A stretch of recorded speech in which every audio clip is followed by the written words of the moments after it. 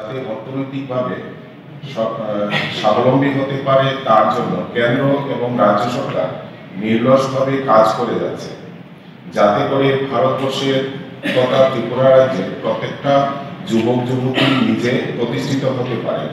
আমাদের রাজ্যে অনেক কর্মঠ যুবক যুবতী রয়েছেন যারা অর্থনৈতিকভাবে দুর্বল, কিন্তু নিজের উদ্যোগে প্রতিষ্ঠিত হওয়ার উদ্যম ইচ্ছা শক্তি তাদের রয়েছে।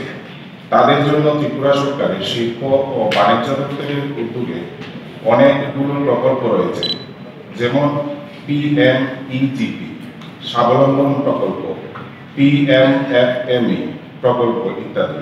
এইসব প্রকল্পের আওতায় বেকার যুবক যুবতীগণ নিজ উদ্যোগে নিজের ব্যবসা প্রতিষ্ঠান চালু করে নিজেকে প্রতিষ্ঠিত করতে পারবেন, যেখানে শিক্ষাগত যোগ্যতার কোনো মাপকাঠি থাকবে না। বয়স 18 বছরের অধিক হলে চলবে। এইসব প্রকল্পে সর্বাধিক 1 কোটি টাকা পর্যন্ত আপনাকে স্বল্প সুদে ঋণ প্রদান করা হবে।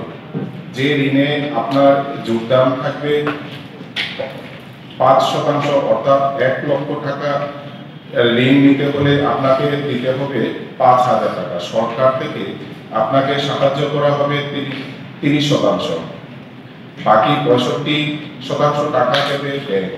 এইসব প্রকল্পের সুবিধা নিয়ে এই রাজ্যে অনেক যুবক যুবতী উপকৃত এবং স্বাবলম্বী হয়েছে।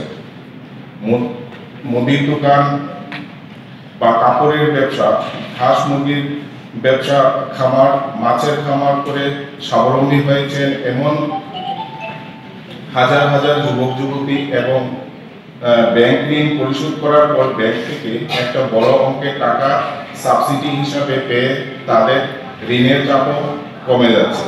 তাই আসুন আমরা এইসব প্রকল্পের সুবিধা গ্রহণ করে নিজেদের স্বাবলম্বী করি।